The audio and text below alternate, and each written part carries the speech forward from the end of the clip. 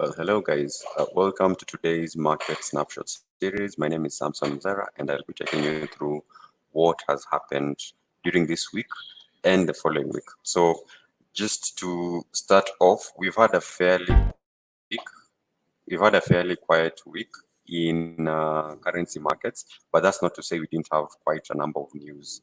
And if you look at the equities market, we had quite a lot happening. So that's what you're going to look at. And then we're trying to relate that to what is happening on the currencies market. So I'll just go to my screen, just share my screen and start off from that. So if you're live and you can hear me also, just say hi on the chat section while we continue. Again, if you have any questions, any remarks, any comments, any other chart you should be looking at, just say so. Jason says hi. Nice to see you, Jason. Okay, so first things first, the major news for the week. I think I'm sharing my screen now.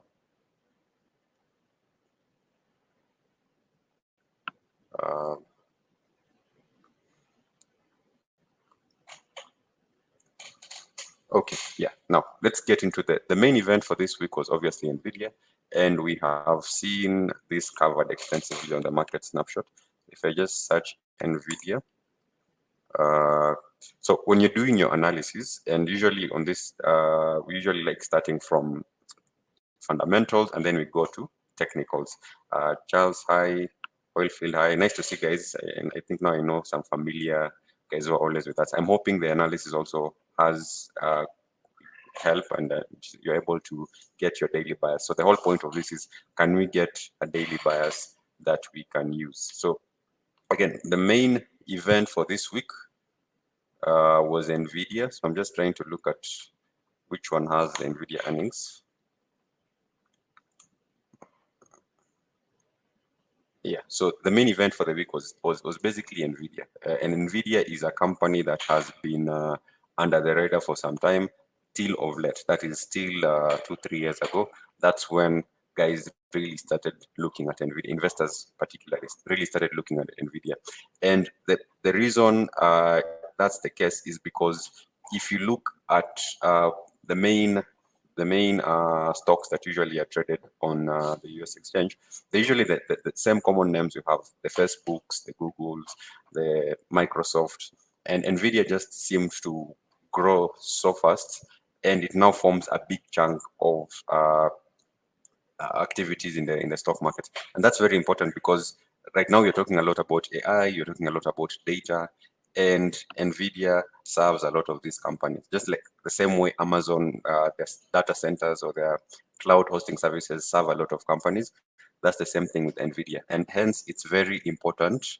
It was very important to investors a few days ago when we were looking at earnings. Yeah. Now, away with what NVIDIA does and to how it impacts the market. If you look at indices, let me just see S&P, NASDAQ.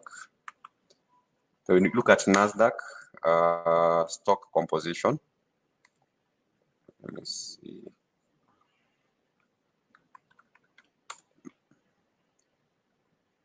Now, NASDAQ companies by weight, let's see. So if you look at NVIDIA is over here, yeah. So you can see, if you look at things like indices, let me just pause this. Some of the sites want to, let's see, pause on this site and then refresh. So we're getting to indices, and that's where what we're looking at and what you're looking to trade. But if you look at what comprises some of these indices, for example, you have NASDAQ, which is UT 100 on our platform. We have a US 30, we have US 500. You can see that these 4 companies, I think I'd say 5, make a very big chunk of the indices. So if one share here moves or one company moves really hard, then that makes it that makes a huge impact on the index. And for us traders, for us currency traders, we're interested in trading indices. Joseph is saying insightful when someone makes complicated simple. Thank you for that, Joseph. So yeah, so when you're looking at why NVIDIA was of interest particularly to traders is because it also has quite a huge weight on the movement of companies. And if you look at the share price for Nvidia, obviously those guys who have been following, it skyrocketed. I'm sure we've already covered a lot with regards to Nvidia and the likes. Now, if you Nvidia beat earnings that came out on Wednesday, and this had a very huge impact on indices. Yeah. So if you look at something like US 500, this is US 500 at the moment, you can see that we were in a bullish trend, number one. So obviously we were going higher. But then the day the earnings came out, remember guys were speculating. So there were so many stories that they're not going to beat the earnings expectations and things like that. The day the earnings came out, this was the day, yeah. We had a downwards move initially because people were expecting them not to beat earnings. And then once the news came out, it came out at around midnight, we had this huge uptick, especially in indices, yeah. Now, what does that mean? It means corporate accounts or corporates in the US generally look or are, yeah, so that's what you're actually getting to, Charles. Can we use NVIDIA analysis to trade Forex? Yeah, so that's what I'm trying to explain. NVIDIA, number one, has a big impact on indices. Yeah, it has a very huge weighting on indices. So if the share price of NVIDIA moves, it affects the share price of indices. That's number one. Number two, it has a very big impact on the mood for investors. Yeah. So if one company is doing well, then it means other companies in turn might also be doing well, and that's good for the US economy. So you see how you're connecting NVIDIA to the US economy. Investors were using it for sentiment, and once we had a boost in the NVIDIA stock, and we have the NVIDIA share price here to trade, but I'm more specifically interested in these indices. So the sentiment caused us to rally. So this was US 500. This was on 21st, and we have been rallying ever since there. Yeah. Now, if you know indices well, you know that when there are years where the Fed is looking to cut rates, thank you. That is Wira is saying thank you for another educative session. Thank you. I'm glad these sessions are of help. Okay. So if we just a minute.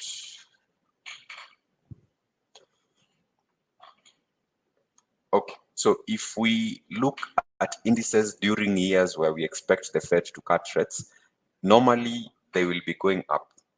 Yeah, that means we will be in an uptrend. So this year we expect the Fed to cut, and you can see from January over here, nobody wants to be left out from that eventual bullish trend for the year. So this is January. This is the month of January that I've highlighted here. Right now, you're in February. It's going to end. Nobody wants to be left out for that year-long bull trend, and that's why a lot of traders I've seen, they've just swung, or they're just swinging indices. At this point, everybody is just buying and holding indices because if the Fed is going to cut, then it's good for indices, and that's why we're going up, which is also bearish for dollar. But we're going to talk about that in a minute. Now, back to the risk sentiment. It's not only the US where we had very positive. So just a minute, let me edit this. So it's not only in the US where we had very positive sentiment in the markets. Of course, things like the US 30 also rallied, which is in the US, that is the Dow Jones, also rallied. Another interesting story that came out was with the Japanese Nikkei index. At the platform, it's called the JP225, 225, yeah? Now, this one is very interesting because if you think Dow Jones moves a lot, you just have to come and compare it with this index. You can see, for example, for yesterday, we had it moving around 100,000 points. Yeah, that's almost that's a very huge number of points in us. Oh, this is H1. Let's go to H1. So in a day, like yesterday, we had it moving from here to here. This is almost 70,000 points, which is very huge when you compare it to something like US 30. So this one moves even more. Yeah. And what's the reason? Going back to that perspective of positive sentiment. What is positive sentiment? Everyone thinks the economy is going to grow, and everyone wants a piece of that cake. And that's why everybody is rushing to buy indices. Why? Because they have a good reflection of companies in their respective economies. Now, another reason why the Japanese yen seems to be doing the Japanese economy seems to be very positive is to do with how the currency has been weakening. So there's a story here. So stocks in Japan hit a record high, surpassing the 1989 peak. Yeah. So this is what they're saying. On Thursday, just a minute. Yeah, so on Thursday, stocks went to a level last seen 34 years ago when the country was at its peak of its economic ascendancy. Remember, the last century, Japan was doing very well, and that's why you have big companies from Japan like Toyota, Sony, Nissan, the likes. So it's like the stocks are getting back to that level, and the Nikkei 250, which is the 225, which is the benchmark, is what is really moving. And this is an interesting trend. So if you're interested in trading something new for the day, you can try and see how this one will play along for the rest of the week. And yeah, they're saying the rally came up after bumper earnings from Nvidia. Again, the Nvidia story comes up here. So now this is the reason. This is what you're more interested in. Stocks in Japan have looked cheap because of a weak yen. Now, if you look at how the yen has been over the past 2 years, yeah. So if I do the daily chart, you can see generally. Let me just zoom out. Yeah, you can see all the way from this point over here. This is back in 2022. We've just had the yen weakening, and it's one of the weakest currencies in the G10 economies. Yeah, and that's the same thing. We've looked at this quite a number of times. Earlier, the Bank of Japan, earlier in the year, they said they're not going to start raising interest rates. We've explained quite a number of times why we think the yen is going to continue weakening.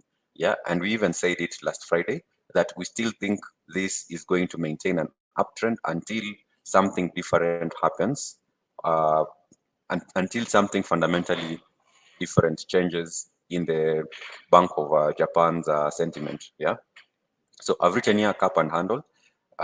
Basically, after I think this was a CPI reading for last month or this month, or is it NFP? Yeah. So you're trying to do some assessment with this, and it looks like there's a cup and handle formation that is looking to form. So I don't really trade that a lot, but it's something you can look into if you're looking to trade this. Because remember, we had a push higher. I think either this was NFP or CPI. I think this was CPI. And then we went back to this zone over here, picked up a few orders, and now we are slowly chugging along, going higher.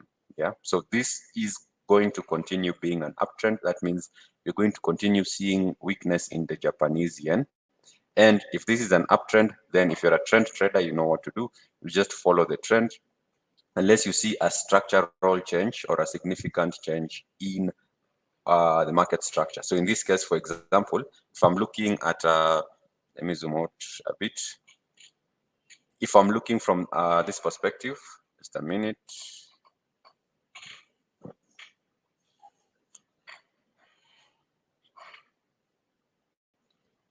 Okay. So if I'm looking at this perspective, we are forming higher highs and higher lows. And this is my key point over here. So the low of today is my key level. I'll be looking to see how we are going to behave around this point over here. So this move hasn't yet made a new break of structure. So a key low that we'll be looking at is this point.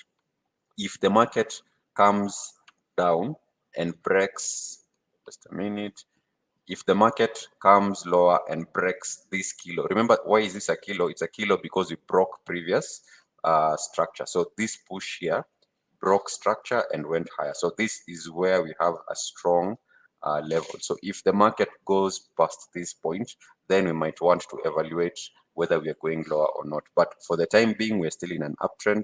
If you're trend trading USD/JPY, you're just looking to see it going higher and setups in that direction. So obviously you can just use your technical analysis for that. Okay, back to the index. Yeah, we have a few key levels we've marked. Again, first go to the daily. So here we have a good level. So we started shooting from this point here. So this is the base. This is your supply zone over here. And ever since we've just been going higher. So one thing about this is I might not be interested in chasing prices. So I'll be interested in seeing how far we can pull back before we continue going higher. Why? Because the sentiment hasn't changed. So that means we're going to assume a trend continuation until something fundamental, something fundamentally different happens with with regards to sentiment. So those are the two areas that I'll be looking to see how technically how prices are going to behave as I trade this. But if you wait for it, or if you look at it from the bigger picture, that is the daily, you can see that this is the highest the Japanese Nikkei index has ever gone. So we don't have any other levels to compare it with, apart from a few zones here and there. So those are the ones that we'll be using to guide us going forward. Same thing applies for US 30, and same thing applies for any other index at the moment. Yeah, they are reaching new levels. So we don't have anything to look at on the left. So you can see ever since 202, there is nothing we can look at to the left to compare. So these are new levels. Why? Because people don't want to get left behind. You remember this is 2020 over here, and ever since we've just been rallying. There are very few years where indices end up in negative territory or end up lower from where they started in January. That's why a lot of guys are just swinging indices at this point, because it's a very easy trade to pick up, especially if you started at the beginning of the year. So this was 2020. This was, even in 2020, we didn't have a negative year. The only negative year indices I've had, especially US 500 and UT 100, I think is 2022. No, 2021. That's the only year we had a negative. Wait, just a minute. Let's see which year this is.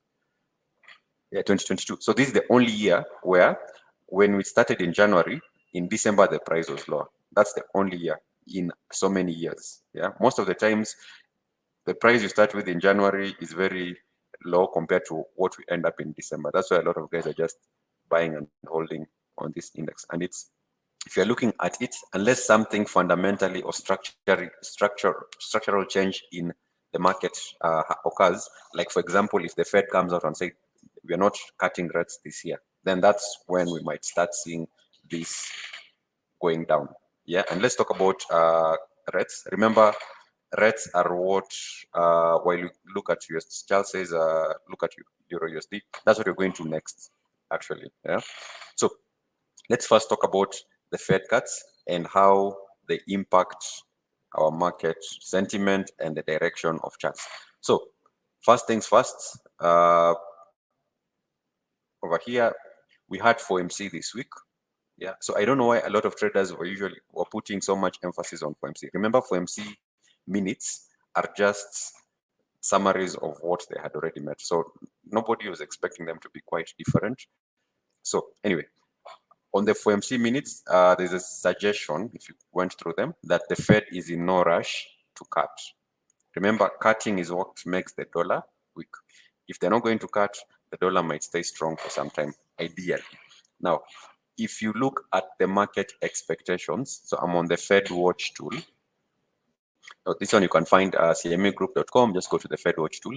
Now, the Fed Watch tool just shows us probabilities of when they're going to either hike, remain the same, or cut interest rates. And you can see, if I click on 20th of March 2024, which is the next meeting, and you look at the probabilities over here, you can see that probability of them not of them cutting, number one, is at 2.5%.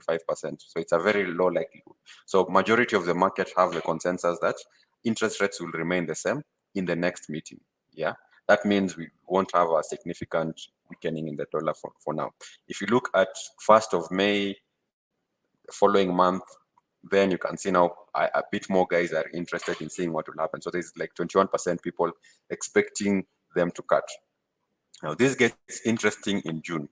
Yeah, so if we view June, you can see there are many more people expecting the Fed to cut than people expecting there to be no change in interest rates. So there's a high likelihood, and these are what many analysts are saying, that around June, July is when we will start seeing our first cut. Now, how our data comes in, how CPI comes in for the next week or so, or how NFP comes in, that is going to affect this probability. So if it keeps on increasing, for example, if we see lower readings from CPI and NFP, then this probability is going to increase. If we see higher readings from CPI and NFP, this is going to continue. If we see higher readings, this is going to continue going low. And if this number reduces, that means the dollar is going to keep on staying strong for a better part of our trading sessions for the 2 months. So this is what you should be looking at in the event you want to trade or you want to swing some of these pairs. Now, there's something we have talked about, sentiment, that I'd want to talk about. But before that, yesterday we had news on, so this is yesterday's article. It's actually not today's article. Yesterday we had news. You're getting into currencies now. Yesterday we had news on PMIs. Now, when you're doing analysis of news, you need to know what's important in the market and what is not important in the market. So, for example, PMIs yesterday, they didn't make quite a huge difference when it comes to the readings. But then again, it's neither. Then again, it did have some impact in terms of technical. So we'll talk about that. So first off, let's just open the PMIs for yesterday. So this is a Forex Factory. So yesterday we had PMIs coming out actually most of the morning. Yeah, so this is let's see, I'm looking for the euro one itself. So this just measures whether services or whether aspects of the economy are contracting or growing. So there wasn't really much of a huge change. Services PMI, so above 50 is usually a good number. That means manufacturing is, in this case, services is growing, and this other one came in lower than expected. Now, yes, this is news, but it's not important news as of yet. Yeah, there's a time when news is not important. Like last year, for example, NFP wasn't as important as CPI. So sometimes you have to weigh those things. When we start cutting rates, then NFP probably will start being more important than CPI. That means we'll start seeing trends being formed on NFP news instead of CPI news. So that's how we usually gauge what is important and what's not. But coming back to this news did cause some technicalities. You can see here I've marked, this is Euro USD. On the 4-hour, on the back of yesterday's event, we seemed to spike up to this point over here. And then when the news came in negative, it just sort of eased down. So the news came out at around 11, and then we just had this move down here. But you can see this move wasn't continued lower. We didn't continue this push lower. That means there's still a high likelihood that we are heading higher. Yeah, so this was from yesterday's news. We tapped into this OB over here, higher time frame OB, and then we just came back, but it wasn't followed through lower. That tells you something about Euro USD and whether we think we might be going low. Now, a good confirmation will be marking a kilo. A kilo in this case is a move that broke previous high. So this is the previous high over here. Yeah. And we had the market pushing higher. So this move over here. So this makes this a kilo. Yeah.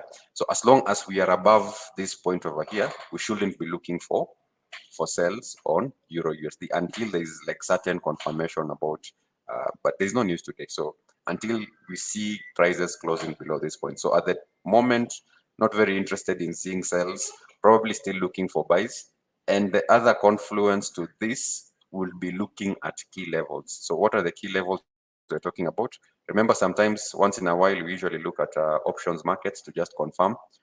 So let's just go to the option markets to know what are the key levels for Euro USD. And this will probably help you with marking out your key levels. So you can see from the options market, this is forexlive.com/orders. You can see that for Euro USD at around this price, 1.0815 to around 1.0830, there's around 1.5 billion euros worth of options market orders around that point. So that's the strike price for quite a number of orders. So these are your key levels you need to mark. And it says expiry at 10 a.m. New York time. So you can just translate this to Kenyan time. I think it's either 6 or 5. So just be cautious on that. So that's what we've marked on the charts. So these two prices over here, you can see these two levels over here, 1.083 and 1.015, this point and this. So you can see the market is just ranging between that point. Yeah. So let's see what happens before 5. But in the event we have a sudden push lower below 5, it might be manipulation or at least activity away from these strike prices over here. Yeah. So sometimes you have an option contract with two prices. I don't know, I've forgotten what they're called, but you have an options. Sometimes you have options with 2 strike prices. Yeah, so sometimes markets participants will be looking to see if we won't be getting price outside these levels or price should be outside those levels. So if we see certain movements or unexplained movements before the options expire at around 5, then this might be a temporary move. Yeah, so if you see a sudden drop or a sudden increase before 5 or a few minutes before 5 or 6, is it 6? I think we need to check what 10 a.m. is. Then it might not be a move that you should be particularly keen, especially if it starts reversing back. Yeah, so that's one thing to look at from the options market. The moment we're just hovering between those 2 levels we've marked. Okay, that's Euro USD. So what's the sentiment and what will you be looking at? We will be looking at following this higher because remember, Euro sometimes usually goes with indices. So when there's upbeat sentiment in the market, Euro also gets a bit bullish. So we can use that as an excuse to look for more opportunities to go long.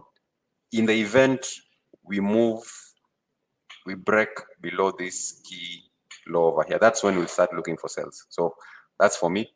I'll be looking to see if we can go higher. In the event we confirm a break below this point, this key low, then that's when I probably think either we are targeting this zone over here or we've just changed the trend. So there's this zone over here that you can be looking at also. So that's with Euro USD. I hope that's very clear. Charles was the one who was asking look at Euro USD. If you have any other currency we need us to do analysis on, just say so on the chat section so that you can look at it. Okay. The other interesting pair is GBP USD. We've been ranging a lot, but you can see there is from the past 1 week or so, we've been slowly chugging along higher. So it tells you the general sentiment in the market about the dollar is we are seeing a bit of weakness on the dollar. So in this case, we have a very interesting area. I don't know if we'll get to this area, but this is a point I'm very interested in seeing. Yeah. One thing to look at is the fact that this market has covered quite a huge chunk of this imbalance. So we've gotten up to this point over here. Although the sentiment and the bias hasn't changed, yeah, so we wouldn't really be looking for sales at this point. The only time you look for sales again is on your key lows. And what's your key low on this one is this point. This is the base of this up move. That's the only time you'll be looking for sales. Other than that, you're just looking to see, using your technical analysis, what are the probable buying opportunities on this chart. Yeah, and this is very temporary because then again, we know the long-term direction for the dollar is also bullish at the time because of when the market is expecting interest rates to start being cut. So that's one thing to look at. Okay. Benson Mutho is asking about gold. And then Dennis Momo, how do you identify a change in the direction of the market using market structure? You are saying something about a key low. Okay, so we'll get to that question. Let's first look at gold. And actually, you can use gold to explain that. That's a better idea. Let me go to this one. Don't mind the indicators on the chart. Just a minute. Let's have a clear chart. So we'll do a very short session on market structure. Just a minute. So we have that. Okay. So just a short session on market structure. Let me move that away. When you're in an uptrend, you expect the market to be doing that, forming higher highs and higher lows. Yeah. Higher highs and higher lows. So that's basically what market structure is. You're looking at swing points and you've defined this as an uptrend. Now, a key low or a key point is a point that has led to a previous break of structure. So if I see, for example, this move here has broken structure, then this is a key point. This over here is not a key point. Why? Because this down move hasn't gone to any structure break. So the only strong low is this one, up to the point where we have something like this. So if, for example, I fail to break markets a turning point, now this low won't be a key low. Why? Because it failed to break this structure. However, this high broke this structure. So this is now a key point. Yeah. So the basis of where the move has started, those are strong areas, and you'll be looking to trade away from strong areas to weak areas. So this was a strong area over here. This is not a strong area because this didn't lead to a break of structure, but this one led to a break of a move. So this is a strong area. So you're now looking to trade going lower. So I hope that is clear, Dennis. Then the same applies in a downwards market. Now let's have a look at gold. Let me just clear this quickly. Like that. Okay. Now, for gold, we have basically the dollar being strong at this point. Let me just go to a higher time frame so that we get a clearer picture. Okay, so I think this is a good example for what we've just talked about, key lows and key highs. So for example, in gold, you can identify key lows as number one, this move over here. This move broke this point, yeah? So the base of this move is a very strong point to watch out for. So I will want to see what happens in future on this move, because this move broke this point over here, yeah? And also I can see there's a small zone over there that we might be interested in later. So I will mark that level like that. So just a minute. So I will mark this entire zone. Like, and you see price hasn't really touched that point. Yeah? Now, this point over here, did it really break this previous swing point? Now, this one can be debatable if you're using wicks or if you're using bodies. This can be very debatable, but you can see that we barely broke this structure. So this is not really a key level. That's why you can see that later what happened is the market easily went and broke this point. Yeah, hope that makes sense. Now, if you are on your charts, this other push here appeared to be attempting to form new highs. Yeah, so it broke the previous high. So this is a key level over here. So I can mark the base of this point like that. Then I think if you start having too many things on the chart, it will be confusing. So now this is an area of interest, and that is where we are seeing prices are struggling to move beyond this point over here. Yeah. So my thinking will be, if I see a close beyond this point, if prices come beyond this, number one, will be targeting this point, and that means, for example, we'll really have to. So that can be a very short scalp on the 1 hour. So if prices break this key low, because this is the base of the move that broke this structure, then you first need to confirm with a close below, and then now you can say this is probably your target. But then if it broke structure, then this here will become your what? This will become a key high. Yeah, because this is the base of the move that broke structure. So this is where that move started. So this will become your key high. Yeah. I hope that makes sense, Dennis. Okay, back to the charts. Sentiment for the dollar seems to somewhat have weakened and, sorry, to have strengthened. Let's just go to that. So a good indicator to look at dollar strength will be the US 2-year or the US 10-year. So either one of those is good. So let me just show you the chart real quick over here, and I'll use the daily. So this is a US 10Y, that is a US 10-year treasury. So if I compare how the treasury is moving with, for example, the dollar index, let me see where I can find to compare.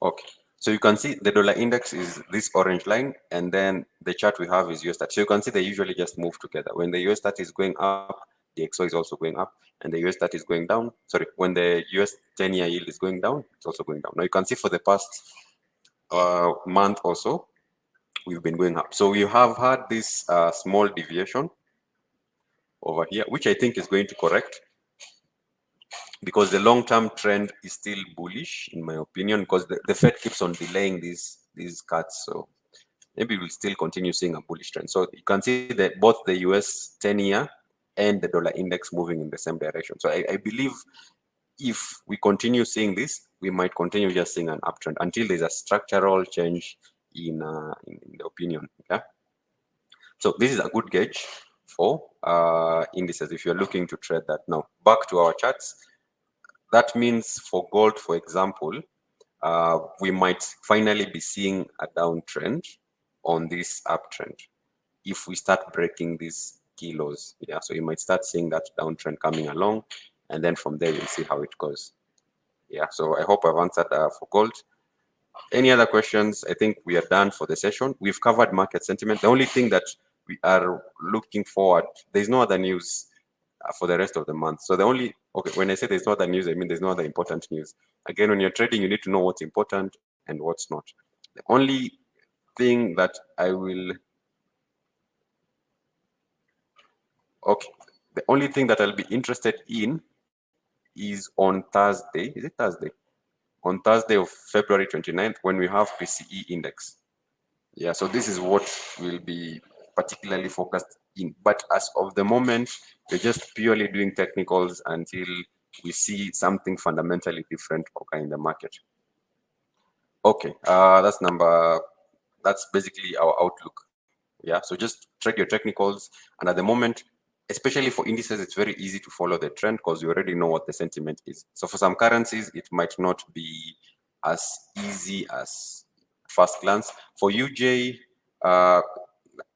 Lamek is saying, hello, kindly go through a new pair and teach us top-down analysis in layman's language. So we do have videos for analysis. Just go to the FX Pesa YouTube channel. I think just if you open this YouTube channel, you have a playlist for strategies where you can get both one that talks about technical analysis and then one that talks about fundamental analysis. Then you can combine the two. Because for this session, we're just looking at the markets. How do I add the indicator? Which indicator? Maximilian, and then UJ. Geeky FX is asking UJ. So we've already talked about UJ. We've looked at the index. Yeah, you've said the Nikkei has been just crazy over the past few days, and the reason being upbeat sentiment. Now we're comparing both the index and the index and the currency. Yeah, the same way we'll do US 500 and dollar index. Yeah. So if you look at the index, we've said that investors are rushing in to buy, and you can see it's still going higher. Oh no, it's not yet. So you can, with the index, number one, there is a lot of positive sentiment caused by Nvidia. Yeah, that's number one, and that's again the Japanese index. It moves even more than the Dow Jones. If you look at this move yesterday, again, is around 70, 80. That's 70, around 70,000 points, which is way more than even the Dow Jones. Yeah, so this is a one pair. If you really wanted to have an advantage and just play this out big, then this is one of those pairs you can look at, and the sentiment is already known. You're going up. Yeah, so just look for pullbacks and just use your technicals to follow the trend, which is very straightforward. Now the much more complicated story is this. Yeah, USD JPY. We've said number one, there's nothing significantly different that has occurred in Japan since the last BOJ meeting. And that means we expect this uptrend to just continue being an uptrend. Yeah. This was the last CPI reading where we had this push over here. And I don't use patterns quite a lot, but you can see there's like a cup and handle formation that is beginning to form. So there's that cup, and then now let's see if it's going to have a handle. However, in the event we see a break of structure, so let me just, yeah, so we say this is our kilo over here. Yeah, so this is the origin of the move. Where is it? Yeah, so this point here is the origin of the move that I think, okay, yeah. So this is the origin of the move that we broke structure. Now, if we see prices, the only time we'll start thinking of shorting USD JPY is if we at all go past this low. If we close successfully past this low, which is very unlikely, but if that's the case, then that's when we'll start thinking of shorting opportunities. But at the moment, looks like it's forming a cup and handle. I don't even use cup and handles, but I've seen one for the first time. So maybe that's one way you can look at it. On the another way to look at it is this is an uptrend if you're using market structure, and so you'll just have to wait for pullbacks and to continue playing this. So signs are looking more and more that we might see some weaknesses. That means any any potential move downwards. For example, if today it was to do that, I'll be looking to see, are there any buying opportunities over here? So I'll go back to a point like this, try to look for entries. If it continues going lower, same thing. Yeah. So that's how I look at UJ for that. So the US 10-year yield treasury is not really an indicator, Maximilian. That's just when you're doing correlations. So some assets usually tend to be correlated. The US 10-year is it's a bond. It's a yield on the 10-year US bond. Yeah, it tends to go up when investors think interest rates are going to stay higher. Yeah, if you're choosing between stocks and bonds, and you see that they're going to maintain high interest rates on everything, then you'd rather go to bonds because they're giving high interest rates than stocks. So it's usually a good guide for where investors will put their money. And if the US 10-year has a good yield, then people will be tempted to buy more dollars to get the US 10-year, to invest in the US 10-year. So there's that correlation that we have seen between the US 10-year and the dollar index. So I've just gone to TradingView. It's not really a lot of work. You just go to TradingView and then you search for US 10-year, UST 10Y, and then you press on this button to compare it with, the dollar index. That's basically it. Yeah. Okay. Does this mean that it's safer to trade indices? No, it's not safer to trade indices than stock. Okay, it depends on your risk appetite. So I'd say indices they're more volatile than stocks. So if your risk appetite is, if you're willing to accept the risk, then it's potentially going to give you more returns because it tends to move more. So for example, if I go back to this index over here, I can see that number one, for example, let's look at USD KPY. Yesterday, it moved from the start to the close. It moved around 228 points. Yeah. If I go to an index, US 500, for example, yesterday we moved from here to here. That's 7,000 points. So remember, the other one was 200. This one is 7,000. If you look at US 500, the distance it moved yesterday was 47,000 points. Now, if you look at the Japanese index, distance it moved was around 70,000. Yeah, so you can see there is more risk. These other pairs move more, so you need a bit more to stomach those movements. Yeah, I think that's it. Other than that, if you've missed any bit of the analysis, you can always just rewind this video and then you'll get a good brief of what has happened, how to position yourself, especially with that ongoing sentiment. And who knows how long it's going to last. It might last us another week, so you might have easy trading for the following week. Gold, we've already looked at it, so you can just briefly rewind. Oh yeah, so it's broken structure. Yeah.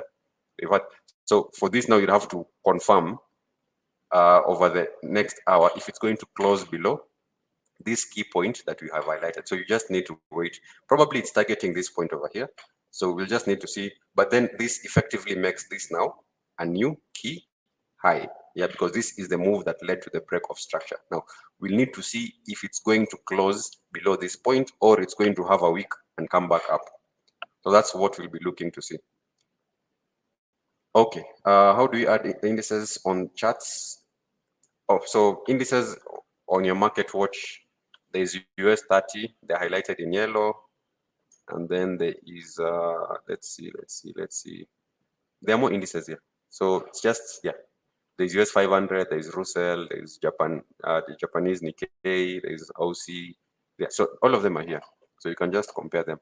This looks like we are definitely now changing the trend. Now this becomes our key point to watch out for. Yeah, so that's one thing too. So I'll just mark this as it's happening. So this is gold, for those who are asking for gold. And this was Ruth was asking for gold. Okay, I think that's that. I believe those are the charts you're looking at this week. If you've missed any points, just rewind this video. Feel free to rewind it, and then you can ask questions with the official FX Pesa. You can just go to the DM and ask sentiment or briefly cover the analysis. Yeah. Having said that, thanks so much for making the time for this market snapshot. Yeah, so thank you so much for joining us in this market snapshot series. If you have any question to do with strategies, like what's the best time frame to use, we have an FX Pesa playlist just for strategies. So you can just go to the YouTube channel for FX Pesa and just look for the strategies playlist. Having said that, I hope the analysis has been of help. See you all in the next session.